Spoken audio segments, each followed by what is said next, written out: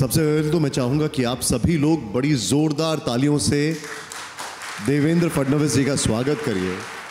इतनी मसरूफियत, इतनी व्यस्तता और इतने सारे पल पल पॉलिटिकल चेंजेस के बावजूद भी उन्होंने हमारे लिए समय निकाला। आपका बहुत आभार। Thank you, it's my pleasure. Thank you very much sir. Sir, पहले आपको कोट करता हूँ, मेरा पानी उतरता देख, मेरे किनारे पर घर मत बसा लेना, मैं समंदर हूँ, लौट कर वापस आऊँगा। मुख्यमंत्री के पद से इस्तीफा देते वक्त आपने यही कहा था। 2024 में क्या समंदर वापस लौट कर आने वाला है? समंदर लौट कर आएगा, सभी साथियों को लेकर आएगा। और मैं ऐसा मानता हूँ कि 2024 जो है ये महाराष्ट्र में और देश में एक नया इतिहास रचा जाएगा। Bharatiya Janata party, Shiv Sena, NCP, RPI, ये जो एक बृहद अलायंस है हमारा, जिसको महायुति कहते हैं, ये पूरी मेजॉरिटी के साथ सरकार तैयार करेगी। तो मैं आपसे ये सवाल को थोड़ा सा ट्वीक करके पूछता हूँ, ये संदेश आपने किसको दिया था कि मैं वापस आऊँगा? ये मैंने जो संदेश दिया था विपक्ष के नेता के रूप में दिया था। जो लोग मेरे पीठ में खंजर घोंपने के बाद ये मानते थे कि देवेंद्र फडणवीस समाप्त हो गया, ये उनके लिए संदेश था कि मैं समंदर हूँ, लौट कर आऊँगा, और लौट कर आया।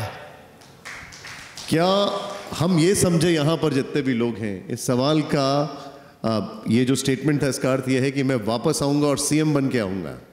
देखिए, सीएम बनना ये मेरी प्राथमिकता हो ही नहीं सकती। 5 साल मैं सीएम रह चुका हूँ, इसलिए अब सीएम बनना वगैरह कोई प्राथमिकता नहीं है। महाराष्ट्र में महायुति की सरकार आए, ये प्राथमिकता है। एक बहुत बड़ा विकास का एजेंडा हमने शुरू किया है महाराष्ट्र को बदलने वाला, जो आप देख सकते हैं, जो ऑन ग्राउंड शुरू हो चुका है, उसमें खलल न पड़े। एक ऐसी सरकार आए जो उन कामों को बंद न करे, उसको चलता रहने दे, महाराष्ट्र को आगे बढ़ने दे, ये प्राथमिकता है। मुख्यमंत्री बनना ये प्राथमिकता हो ही नहीं सकती। नहीं, लेकिन अगर ये बात है तो फिर लोकसभा के ऐसे नतीजे क्यों आए? देखिए, लोकसभा में तो एक फेक नैरेटिव चला था। पहले मैं आपके सामने लोकसभा के नतीजों को स्टैटिस्टिकली रखना चाहूँगा कि लोकसभा में जो महाविकास आघाड़ी है उनको मिले 43.9% और हमको मिले 43.6%। मात्र 0.3% से वो हमसे आगे रहे, लेकिन सीटों का बड़ा उलटफेर हुआ। इसके 2 कारण थे। एक था फेक नैरेटिव, जिसमें संविधान बदलेगा, आरक्षण जाएगा, इस प्रकार का नैरेटिव जो फैलाया गया, हम लोग उसको काउंटर नहीं कर पाए। शायद मैं ऐसा मानता हूँ कि महाराष्ट्र में हम लोग ओवर कॉन्फिडेंस में थे, इसलिए जिस ताकत के साथ उसको काउंटर किया जाना चाहिए था हमने नहीं किया। हमको लगा नहीं कि इतना असर करेगा, लेकिन उसका असर हुआ। हमारे खिलाफ लोग लामबंद हुए और उसके कारण एक प्रॉब्लम हमारे सामने ये हुआ कि वोट्स का पोलराइजेशन हुआ। और दूसरा, महाराष्ट्र में एक वोट जिहाद भी हुआ। जिस वोट जिहाद में जिस प्रकार से धार्मिक स्थलों से लोगों को अपील की गई कि इस प्रकार से वोटिंग करो, अगर आप वोटिंग नहीं करोगे तो आप अल्लाह के साथ धोखा करोगे, अपने भगवान के साथ धोखा करोगे, इस प्रकार का जो अपील हुआ, तो उसका मैं केवल नमूने दाखिल आपको बताना चाहता हूँ कि धुले जैसी सीट, जिसमें एक लोकसभा में 6 विधानसभा आती है, 5 विधानसभा में 1,90,000 से हम आगे हैं, और मालेगांव सेंट्रल में 1,94,000 से हम पीछे गए और 4,000 से हम सीट हारे। तो ये जो वोट जिहाद हुआ, ये दोनों चीज़ें थी। लेकिन अब परिस्थितियाँ क्या बदली है? पहली तो परिस्थिति ये बदली है कि फेक नैरेटिव ब्रेक हो चुका है। लोग ये जानते हैं कि संविधान बदलने वाला नहीं है, लोगों को पता है आरक्षण पर कोई खतरा नहीं है। और सबसे बड़ी बात, अपने हाथ में संविधान लेकर घूमने वाले राहुल गांधी अमेरिका में जाकर कहते हैं कि आरक्षण को समाप्त करना पड़ेगा, उसका फॉर्मूला वो बताते हैं, और उनके ही नाना पटोले यहाँ आकर उसका समर्थन करते हैं। तो अब हमको लोगों को बताने की ज़रूरत नहीं है, ये फेक नैरेटिव भी समाप्त हो चुका है और वोट जिहाद के माध्यम से जिस प्रकार से एक सीट से एक लोकसभा खत्म की जा सकती थी, अब ऐसा नहीं हो सकता। अब एक सीट से पूरी लोकसभा या 6 सीट इन्फ्लुएंस नहीं की जा सकती। तो मैं ऐसा मानता हूं कि जो परिस्थितियां तब बनी थी वो परिस्थितियां समाप्त हो चुकी है और अब मुझे पूर्ण आत्मविश्वास है कि हम लोग ये चुनाव जीतेंगे। उद्धव जी कहते हैं, आप वोट जिहाद का जिक्र कर रहे हैं, कि मदरसों की शिक्षकों की सैलरी बढ़ाना ये होता है वोट जिहाद। पहली बात तो ये है कि मदरसों में केवल धार्मिक शिक्षा न हो, वहाँ पर गणित सिखाया जाए, वहाँ पर साइंस सिखाया जाए और वहाँ अंग्रेज़ी सिखाई जाए, ताकि मदरसों में जो बच्चे पढ़ते हैं वो केवल धार्मिक शिक्षा न ले। इसके लिए ये स्कीम शुरू हुई थी। इस स्कीम के तहत एक प्रस्ताव हमारे कैबिनेट के सामने आया कि सभी प्रकार के शिक्षकों के जो मानधन है उसको बढ़ाया गया है, तो इसका भी बढ़ाया जाए। कैबिनेट ने उस पर विचार भी किया था, लेकिन आपकी जानकारी के लिए बता देता हूँ, उस समय निर्णय होने के बाद हमारे ध्यान में यह आया कि अगर इसको बिना जांच के हम लोग कर दें तो आज कई मदरसे ऐसे, कई, मैं सब नहीं कहूँगा, कई मदरसे ऐसे हैं जहाँ जिहादी शिक्षा चल रही है। जो केवल मदरसे नहीं है, वहाँ पर जिस प्रकार से देश विरोधी तत्व चल रहे हैं। आपको ऐसे मदरसे मिले यहाँ? बिल्कुल है, सब जगह है। हम लोगों को कुछ इंटेलिजेंस भी उसका है, इसलिए हमारी सरकार ने उसको रोक दिया। उसका कोई जीआर नहीं निकला, उसको रोक दिया गया और हमारी सरकार ने तय किया है किसी भी हालत में ऐसा कोई निर्णय नहीं होगा। देखिए, हम धर्म के नाम पर डिस्क्रिमिनेशन नहीं करना चाहते। अगर बच्चे पढ़ना चाहते तो उनको हम पढ़ाएंगे, उसके लिए पैसा खर्च करना पड़े तो करेंगे, लेकिन उसके नाम पर जो जिहादी इस प्रकार की चीज़ें सिखाते हैं उनको सरकार का पैसा मिले, ये हमको नहीं चलेगा। इसलिए उसको रोक दिया गया है। चुनाव के बाद इसकी तफ्तीश होगी और जहाँ पर जिहादी शिक्षा होती है उनको कोई मदद नहीं मिलेगी। आप बहुत बड़ी बात कर रहे हैं। थोड़ी देर पहले नाना पटोले हमारे साथ थे, मैंने उनसे यही सवाल पूछा और उन्होंने एक काउंटर दिया। उन्होंने कहा बीजेपी हिंदू वोट बैंक का वोट जिहाद करती है, वो एक ऑल्टरनेटिव वोट जिहाद करती है, रिवर्स वोट जिहाद करती है। देखिए, पहले तो हिंदू इस शब्द के साथ जिहाद शब्द जुड़ता ही नहीं है, क्योंकि हिंदुत्व में जिहाद तो है ही नहीं। और हिंदुत्व का अर्थ क्या है? सहिष्णुता है। इस देश का हिंदू तत्व है, वो सहिष्णु है। इसलिए इस देश में हमारे जो मुस्लिम समाज के लोग हैं वो भी महफूज रहते, वो भी यहाँ तरक्की करते। और आप ईमानदारी से अगर हमारे मुस्लिम भाइयों को पूछेंगे तो वो ये बताएंगे कि पाकिस्तान से ज़्यादा हम भारत में महफूज है, तरक्की कर रहे हैं, भारत में कोई डिस्क्रिमिनेशन हमारे साथ नहीं होता। तो मुझे ये लगता है कि यहाँ पर अगर जिस प्रकार का वोट जिहाद हमने देखा, ऐसा अगर हिंदू कभी करते तो शायद इस देश का चेहरा ही अलग होता। लेकिन हिंदू ये हमेशा सहिष्णु होता है। सहिष्णुता ये हिंदुत्व का प्रमुख तत्व है। इसीलिए ये देश सेक्युलर है, इसीलिए ये देश डेमोक्रेटिक है। हिंदुत्व के कारण ही सेक्युलरिज्म और डेमोक्रेसी इस देश में जिंदा है। संजय राउत वो कहते हैं कि जब महाराष्ट्र में रहने वाले गुजरात के जो लोग हैं, गुजराती समुदाय के लोग हैं, वो बीजेपी को वोट करते हैं तो वो भी एक वोट जिहाद है। देखिए, पहले तो संजय राउत वगैरह इस लेवल के व्यक्तियों के वक्तव्यों को मैं जवाब नहीं देता। कोई मेरे लेवल का अगर व्यक्ति होगा तो उसके बारे में आप सवाल पूछिए। आखिर एक नेता ने भी अपनी लेवल तय करनी होती है ना, तो मेरे लेवल का कोई है तो पूछिए। आपने वोट जिहाद का जिक्र किया, क्या ये एक ही सिक्के का दूसरा पहलू है? वहां पर कहा जाता है बटोगे तो कटोगे, और यहाँ पर वोट जिहाद जिससे कि दूसरी तरफ यूनाइट हो जाए। क्या ये टर्म इसलिए कॉइन किया गया है कि वहां पर डिवीजन ना हो? नहीं, देखिए, बटोगे तो कटोगे, इसमें गलत क्या है? देश में अगर कोई भी समाज, कोई भी कौम ये अगर आपस में लड़ेगी, आपस में बटेगी तो वो कटेगी, तो इसमें गलत कुछ नहीं है। जो सही बात है वो कही गई है। और मैं ऐसा कहता हूँ कि ये वोट जिहाद जो है, ये वास्तविकता हम लोगों ने देखी है। मैं तो महाराष्ट्र में आपको 8 लोकसभा के क्षेत्र ऐसे कहता हूँ कि जिन क्षेत्रों में वोट जिहाद के भरोसे ही कांग्रेस जीती, अदरवाइज कांग्रेस जीती नहीं सकती। तो अब क्या होगा? मैंने बता दिया।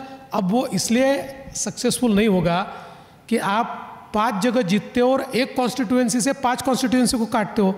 अब ये 5 कॉन्स्टिट्यूएंसी तो अलग हो गई, ये 5 जीतेंगे हम और 1 जीतेंगे वो, ये फर्क पड़ेगा। लेकिन अगर हम वोट जिहाद की बात कर रहे हैं तो एक समुदाय विशेष की बात कर रहे हैं, उसका एक बहुत बड़ा वोट बैंक आपके एक सहयोगी दल अजीत पवार साहब को जाता है, लेकिन वो मटीरियलाइज नहीं हो पाया, हमने लोकसभा में देखा, और वो वोट कन्वर्ट नहीं हुए। ये कितना बड़ा कंसर्निंग फैक्टर है आप लोगों के लिए? हमारे लिए इसलिए कंसर्निंग फैक्टर नहीं है कि देखिए, हम पहली बात तो ये है कि माइनॉरिटीज़ की ओर वोट बैंक के रूप में नहीं देखते। हम सबका साथ सबका विकास इस तत्व पर चलने वाले लोग हैं। Appeasement of none, justice for all. कोई अपीजमेंट करता है तो हमको नहीं पसंद है। अगर कोई ये कहेगा कि मात्र केवल माइनॉरिटी का है इसलिए इसको आप ज़्यादा तवज्जो दो, ये हमको नहीं चलता है। आप सभी के लिए काम करो। अब मोदी जी ने इस देश में करोड़ों घर बनाए। आप देखिए, परसेंटेज वाइज अगर आप विचार करेंगे तो मुस्लिमों को सबसे ज़्यादा फायदा हुआ है। मोदी जी ने जो सारी योजनाएं लाई, माइनॉरिटीज़ को फायदा हुआ है। उसमें तो कहीं नहीं लिखा था मोदी जी ने कि केवल हिंदुओं को मिलेगा, माइनॉरिटीज़ को नहीं मिलेगा। तो इसलिए हमारा तत्व बहुत सीधा है कि justice for all but appeasement of none. आपने कहा कि संजय राउत को आप अपने लेवल का नहीं मानते हैं, यहाँ पर कई लोगों ने ताली भी बजाई। उद्धव ठाकरे को आप अपने लेवल का मानते हैं? देखिए, उद्धव ठाकरे जी मुख्यमंत्री रहे हैं, एक बड़े नेता है, कभी कभी लेवल छोड़ देते हैं, ये बात अलग है, लेकिन ठीक। तो वो कहते हैं इस चुनाव में या तो आप रहेंगे या वो रहेंगे। देखिए, मैं आपको एक बात आपके माध्यम से उनको बताना चाहता हूँ कि कोई किसी की हस्ती मिटा नहीं सकता, और राजनीति में किसी को अगर समाप्त करना है तो केवल जनता कर सकती है। किसी नेता में ताकत नहीं है, दम नहीं है कि वो दूसरे का अस्तित्व समाप्त कर दे। देखिए, मेरा ये सवाल पूछने के पीछे की वजह है वो सीरीज ऑफ स्टेटमेंट्स जो कि बड़े हैरान करने वाले हैं। वो कहते हैं खटमल है, मैं अंगूठे से कुचल दूंगा। आप कहते हैं मैं कारतूस हूँ। तो ये कारतूस, खटमल, औरंगजेब, चुनाव में बहुत सारी चीज़ें आ रही हैं। नहीं, मैं तो कभी कभी जवाब दे देता हूँ, वैसे अक्सर जवाब देता नहीं हूँ, पर मैं अपनी तरफ से, देखिए, आप मेरा कोई भी भाषण निकालिए, मैं शालीनता के साथ बोलता हूँ, ठीक शब्दों का इस्तेमाल करता हूँ, अपनी लेवल को छोड़ता नहीं हूँ। लेकिन कभी कभी ये होता है कि लोगों को जवाब न दो तो लगता है आदमी कमज़ोर है, तो कभी कभी अपनी ताकत का एहसास भी करवाना पड़ता है, इसलिए मैं करवाता हूँ। अच्छा, वहाँ से आदित्य ठाकरे कहते हैं कि हमें हिंदुत्व सीखने की देवेंद्र फडणवीस जी से ज़रूरत नहीं है। हाँ, मैं उनको हिंदुत्व क्या सिखाऊंगा? आजकल वो हिंदुत्व ओवैसी जी से सीख रहे हैं, आजकल वो हिंदुत्व वो किस किस से सीख रहे हैं बताने की आवश्यकता नहीं है। वो समाजवादी पार्टी भी उनको हिंदुत्व सिखा रही है, अब उनसे हिंदुत्व वो सीख रहे हैं अबू आज़मी से, तो मेरी तो ज़रूरत ही नहीं है।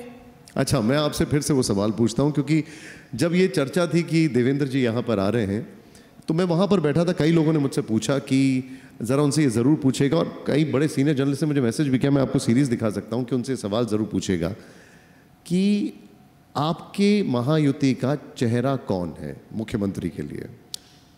देखिए, जैसे ही महाविकास आघाड़ी अपना चेहरा घोषित करेगी, 15 मिनट में हम अपना चेहरा घोषित कर देंगे। और वो भी यही बात कहते हैं। अभी तो देखिए, हमारे लिए तो पक्का है, चुनाव के लिए गवर्नमेंट जा रही है, गवर्नमेंट के मुखिया तो मुख्यमंत्री होते हैं। एकनाथ शिंदे जी हमारे मुख्यमंत्री है, हमारी गवर्नमेंट के प्रमुख वो है, हमारे नेता वो है, इसलिए हमारे पास तो एक चेहरा है गवर्नमेंट का जो चुनाव के लिए जा रहा है। उनको पूछिए उनका चेहरा कौन है। तो आप ये कह रहे हैं कि वही चेहरा है और वो बाद में भी वही आएंगे? देखिए, इसके बारे में बहुत साफ शब्दों में इससे पहले भी मैंने बताया है कि चुनाव के बाद मुख्यमंत्री कौन बनेगा, इसका जो फैसला है, चूँकि एकनाथ शिंदे जी उनकी पार्टी के अध्यक्ष हैं, अजित पवार जी उनकी पार्टी के अध्यक्ष हैं, तो ये 2 पार्टियों के अध्यक्ष और मेरी पार्टी का पार्लियामेंट्री बोर्ड, ये मिलकर तय करेगा कि कौन प्रमुख होगा। जो तय होगा उसके पीछे सारे सब लोग खड़े होंगे। एक तो आपने ये बताया, और एक जो मन में डाउट है वो ये है देवेंद्र जी, क्योंकि आप चाहते हैं कि ये पूरे क्लैरिटी हो जाए, क्या जो महायुति की पार्टीज हैं उनका स्ट्राइक रेट, उनकी सीट वो मैटर करेगी, या फिर कोई ऑल्टरनेट फॉर्मूला निकलेगा? देखिए, ऐसा कोई फार्मूला वगैरह कोई तय नहीं हुआ है, और स्ट्राइक रेट हमारा सबका अच्छा ही रहने वाला है, इसलिए स्ट्राइक रेट वगैरह ये फार्मूला नहीं होगा। तीनों लोग मिलकर बैठेंगे और उसके आधार पर ये निर्णय करेंगे। तो इसलिए ये जो अलग अलग प्रकार की थियरीज आ रही है, स्ट्राइक रेट की थियरी, इसकी थियरी, ये सारी थियरी में कोई दम नहीं है। एक चर्चा बहुत गर्म है देवेंद्र जी, आप आ गए हैं तो बहुत सारी चीज़ें खुल के आ रही हैं कि इस बार देवेंद्र जी के सामने चर्चा है, अब आप बताइएगा, कि कुछ बहुत बड़ा ऑफर है, अगर महायुति जीती तो दिल्ली में कुछ बड़ी चीज़ उनका इंतज़ार कर रही है।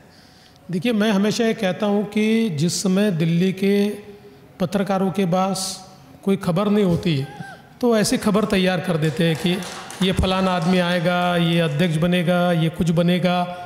देखिए, ऐसा होता नहीं है, कोई ऐसी ऑफ़र भी नहीं होती है।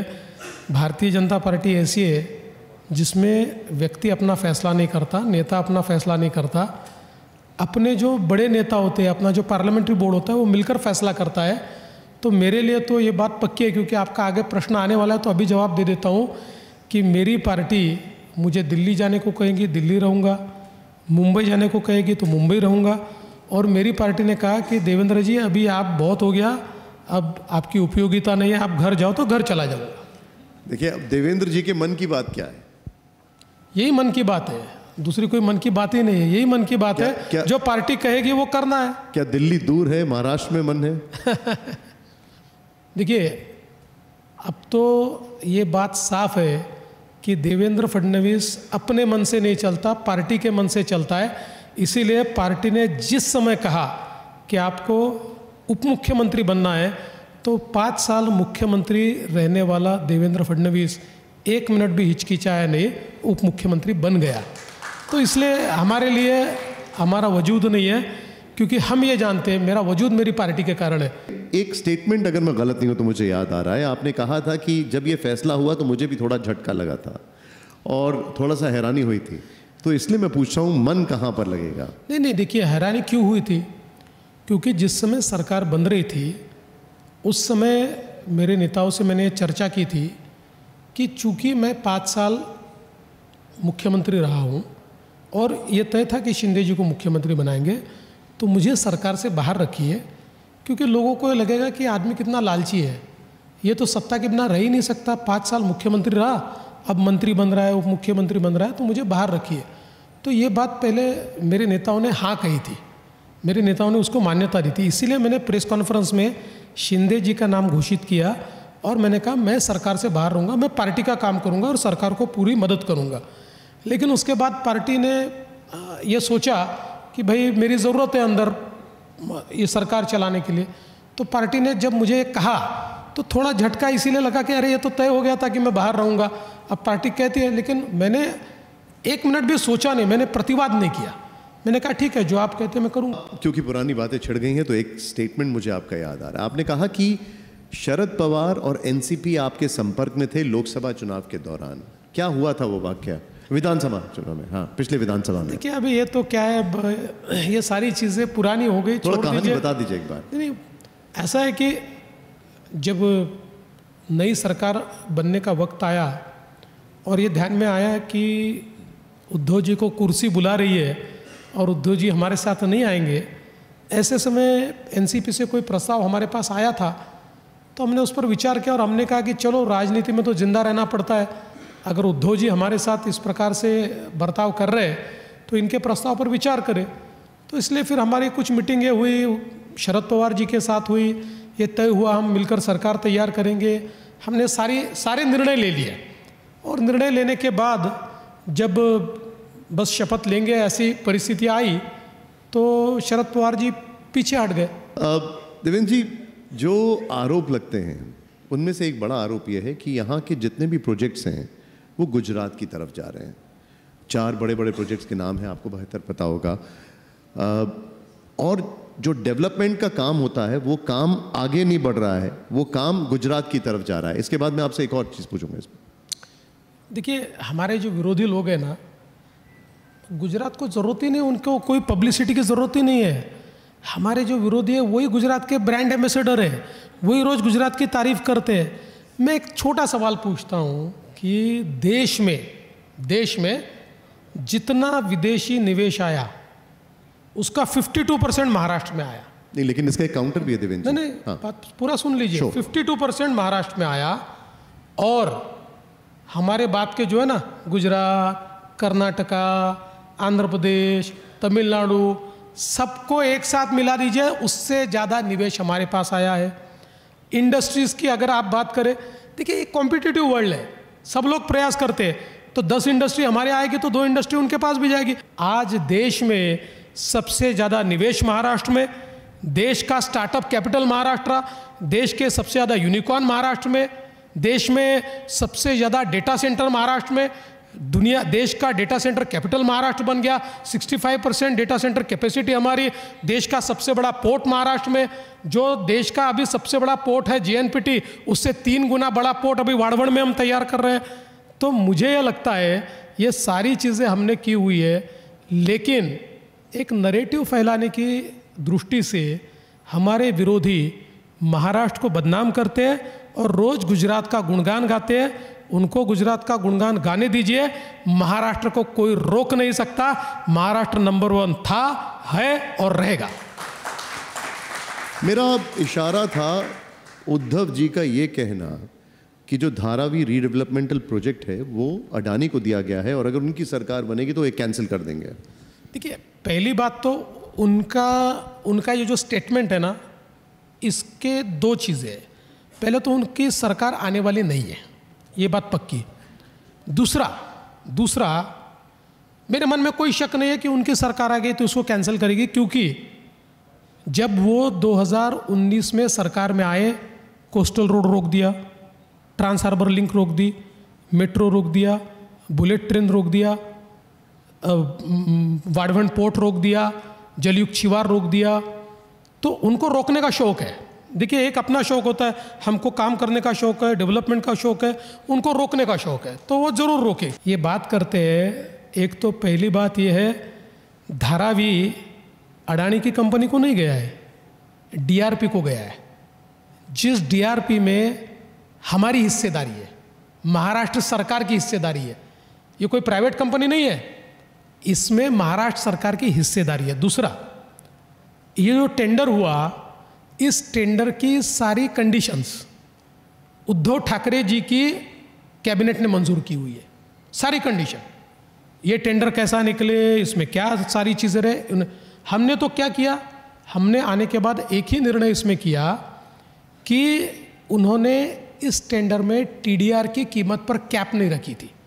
तो होता ये था कि जो भी सक्सेसफुल बिडर होता वो मुंबई के TDR का मालिक होता और उस TDR को पूरे तरीके से वो मोनोपोलाइज करता।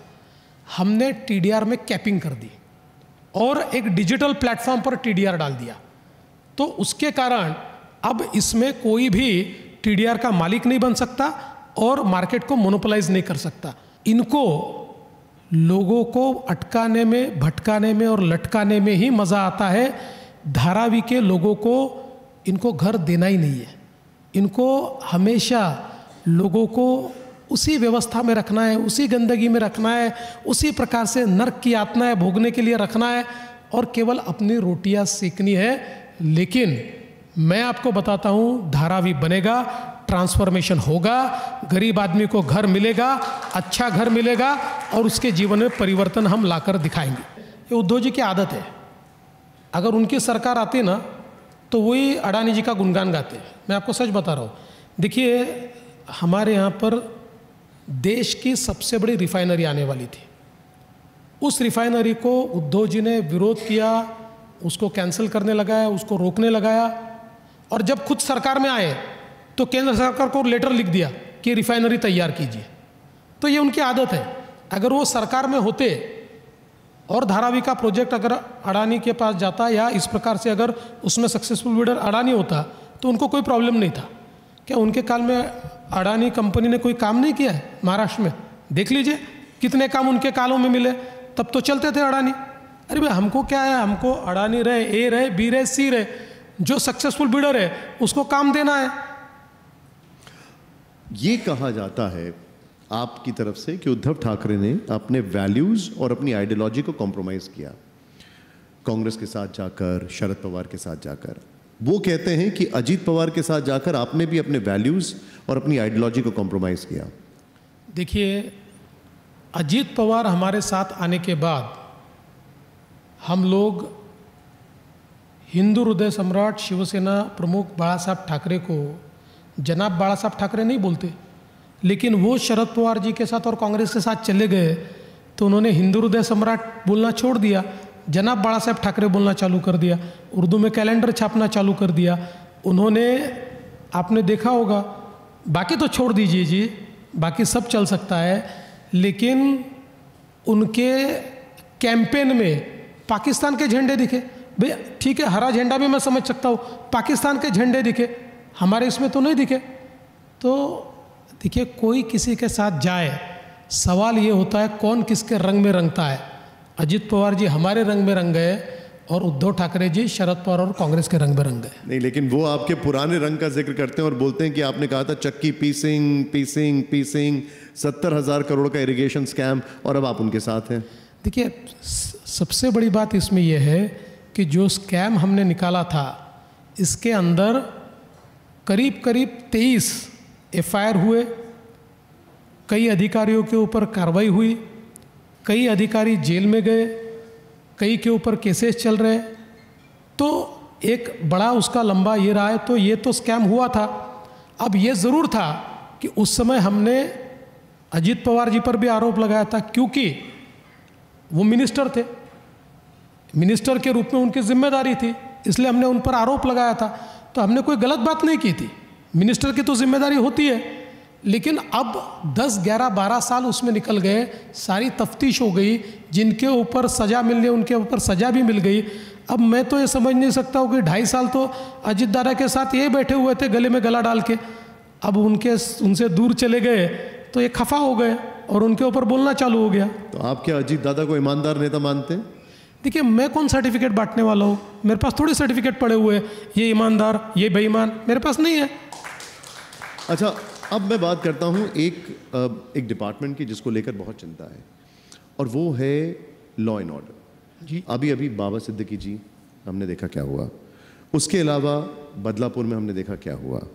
अगर एनसीआरबी का डेटा देखें तो क्राइम अगेंस्ट विमेन में नंबर 2 पर यूपी के बाद। क्या ये सारी चीज़ें आपको लगता नहीं है ये सारी चीज़ें सॉर्ट करना बहुत ज़रूरी है, खासकर तब जब एक बहुत बड़ा महिला वोट बैंक आपकी तरफ देख रहा है और लोकसभा में उनकी वोटिंग कम हुई थी इस बार? देखिए, पहली बात तो यह है कि कोई भी घटना होती है तो वो सीरियस ही है, और ये स्टेट की जिम्मेदारी भी है कि ऐसी घटनाएं न हो, और अगर घटनाएं होती है तो उसमें न्याय मिले। तो मैं आपको कहना चाहता हूँ कि एनसीआरबी का डेटा ये पढ़ने की एक पद्धति है, और वो पद्धति क्या है, एनसीआरबी में पर लाख पॉपुलेशन के पीछे कितना क्राइम होता है ऐसा वो पढ़ा जाता है। तो एब्सोल्यूट क्राइम में आपको नंबर महाराष्ट्र का बड़ा दिखेगा, क्योंकि देश का 2 नंबर का सबसे बड़ा राज्य है, 12 करोड़ की यहाँ की पॉपुलेशन है।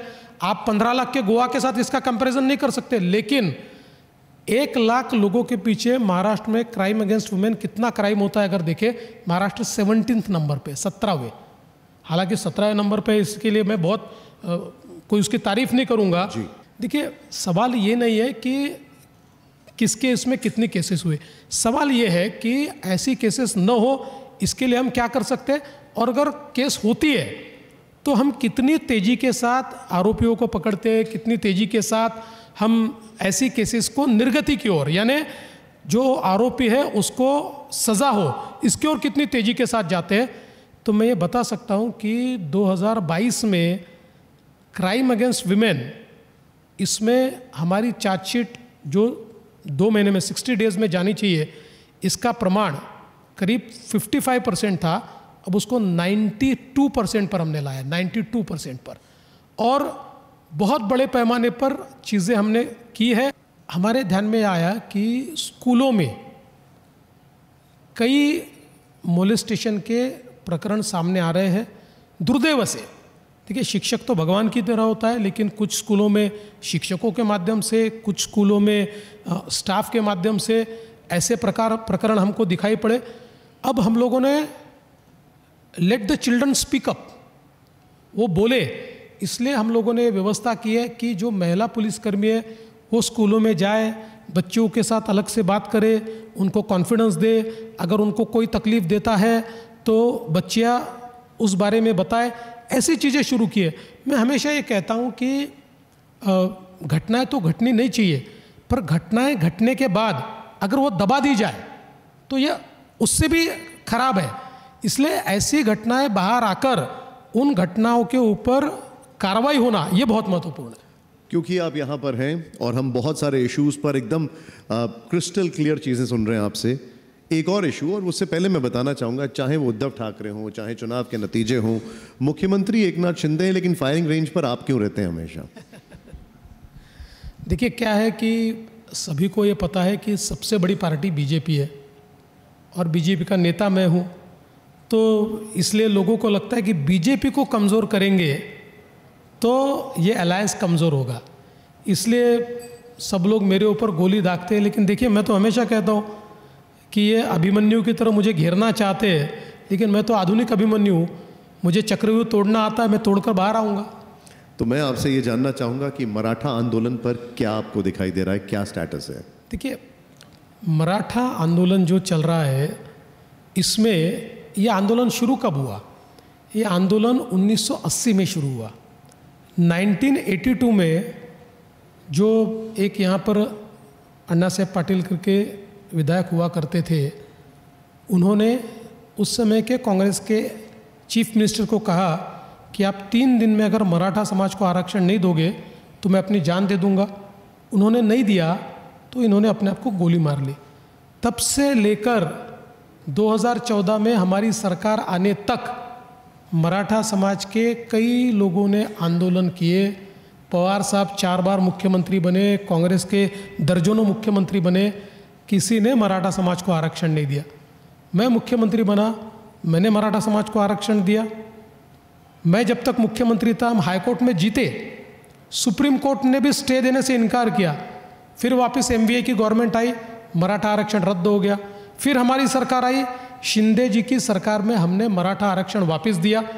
शिंदे जी की सरकार में दिया हुआ मराठा आरक्षण अभी भी जारी है। महाराष्ट्र में मराठा समाज को 10% आरक्षण है।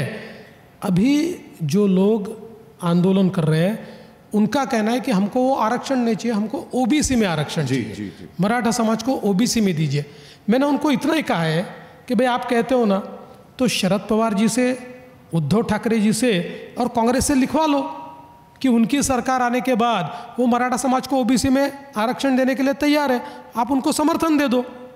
आप कितने कॉन्फिडेंट है कि इस मामले पे अदालत इसको अप्रूव कर देगी? देखिए, अभी तक तो अदालत ने उसको स्ट्राइक डाउन नहीं किया है। मैं आपसे एक चीज़ जानना चाहता हूँ, ये मनोज जरांगे जी आपके इतने खिलाफ क्यों हैं? देखिए, ये तो आपने उनको पूछना चाहिए, क्योंकि जो चीज़ें मेरे अख्तियार में भी नहीं है, जो चीज़ें मेरे साथ भी नहीं, जो डिपार्टमेंट भी मेरे पास नहीं, उसके लिए वो मुझे ही दोषी ठहराते हैं, मेरे ऊपर बोलते हैं। मुझे ऐसा लगता है कि कहीं ना कहीं उनको ये लगता है कि मेरे ऊपर बोलने से उनको फ़ायदा होगा या किसी और को फ़ायदा होगा। नहीं तो फिर एकनाथ जी के ऊपर बोलने से फ़ायदा नहीं होगा। ऐसा उनको लगता है, शायद ऐसा उनको लगता है। तो एक बार उनको ही पूछ लीजिए ना, मेरे ऊपर क्यों बोलते हैं। मैं एक बहुत परेशान करने वाले इशू पे आपसे एक क्लैरिटी लेना चाहूँगा, और वो इशू है, आप विदर्भ से आते हैं, गडकरी साहब विदर्भ से आते हैं, नाना पटोले जी विदर्भ से आते हैं। किसानों का सुसाइड, आंकड़ों में मैं नहीं पढ़ूंगा, लेकिन इसका कोई क्योर नहीं है क्या? क्योंकि जिस तरीके से, मैं आपको एक एग्जांपल देता हूं और ये मेरा पर्सनल एग्जांपल है। एक सरपंच है, मैंने उनको फ़ोन किया, हमारे पास एक रिपोर्ट आई, उस रिपोर्ट में था कि 50-50 हज़ार के लिए 3 किसानों ने सुसाइड कर लिया। वो बेसिकली सरकारी लोन था। मैं उन सरपंच से संपर्क में हूँ आज भी। आप सोचिए उन्होंने मुझसे क्या मांगा? पैसे नहीं, एम्बुलेंस। उन्होंने कहा कि आप एम्बुलेंस दे दीजिए, यहाँ पर अक्सर ऐसे केसेस होते रहते हैं। इसको आप कैसे देखते हैं? देखिए, पहली बात तो यह है कि एक भी किसान आत्महत्या करता है तो स्टेट के लिए शर्मनाक है, लेकिन किसानों की आत्महत्या का ये सिलसिला, ये इसको गलत शब्द है लेकिन विरासत कही है, ये विरासत कांग्रेस ने दी हुई विरासत है। आज तो आंकड़ों में नहीं जाना चाहिए, पहले ज़्यादा थे अब कम हुए, मैं नहीं जाना चाहता, लेकिन इसका एक प्रमुख कारण ये था कि विदर्भ में खेती किसानी ये केवल बारिश के ऊपर निर्भर थी या इरिगेशन नहीं था। 5 साल में हमारी सरकार ने विदर्भ में करीब करीब 25,000 करोड़ रुपए के प्रोजेक्ट्स किए हैं और अब धीरे धीरे सारे इलाकों में पानी आ रहा है, क्योंकि आप जानते हैं इरिगेशन का एक प्रोजेक्ट कम से कम 7 साल लेता है, 6 साल लेता है, बड़ा प्रोजेक्ट। और मैं प्रधानमंत्री मोदी जी का भी आभार व्यक्त करूंगा कि उन्होंने हमको मदद की, उन्होंने हमको पैसा दिया। विदर्भ के 90 प्रोजेक्ट हम लोगों ने 5 साल में कंप्लीट किए और करीब 25 प्रोजेक्ट ये 75-80% तक हमने लाए। और सबसे बड़ी बात, विदर्भ के किसानों के लिए सबसे बड़ा वरदान था जो रिवर लिंकिंग प्रोजेक्ट है, जो वैनगंगा से नलगंगा तक 550 किलोमीटर रिवर लिंकिंग करना है, 62 TMC पानी, उसको सारी उसमें की अड़चनें मैंने दूर की और उसका टेंडर अभी हमने निकाला है। और ये जब काम होगा तो विदर्भ के पूरे अकालग्रस्त इलाकों से ये नदी जाएगी, 10 लाख एकड़ जमीन सिंचाई के नीचे आएगी, विदर्भ पूरे तरीके से सुजलाम सुफलाम होगा। 80,000 करोड़ रुपया हम इसके ऊपर खर्चा कर रहे हैं। देश का एक बड़ा प्रोजेक्ट है जिसकी शुरुआत हमने कर दी है। हम चाहते हैं ऐसा हो। अब मेरा एक आखिरी सवाल, यहाँ पे एवी में हमने आपको दिखाया था वाजपेयी जी के साथ, आप बड़े छोटे से थे उसमें। वाजपेयी जी एक बात कहते थे कि पॉलिटिक्स में परमानेंट फ्रेंड्स और परमानेंट एनिमीज नहीं होते हैं। अगर उद्धव ठाकरे आपके पास आके बोलें कि मैं दोस्ती का हाथ बढ़ाता हूँ तो आप क्या कहेंगे? देखिए, ये तो उनको पूछना चाहिए आपने, मैं क्या बोलूँ। उन्होंने तो बोल दिया ना, हस्ती मिटाएंगे मेरी हस्ती मिटाने वाला कोई मेरे से आकर हाथ मिलाएगा क्या? मतलब आपको मंजूर नहीं है? नहीं, मंजूर का देखिए, पहली बात यह है कि राजनीति में अगर और मगर इसकी कोई जगह ही नहीं होती है। वो फैक्ट इज फैक्ट। उस समय क्या होता है इसके ऊपर परिस्थितियां निर्भर करती है, इसलिए अगर और मगर का जवाब राजनीति में देना ही नहीं चाहिए। Devendra ji, all the very best. Thank you. और मैं उम्मीद करता हूं कि आपसे फिर से बातचीत होगी। Thank you very much. Thank you. Thank you very much.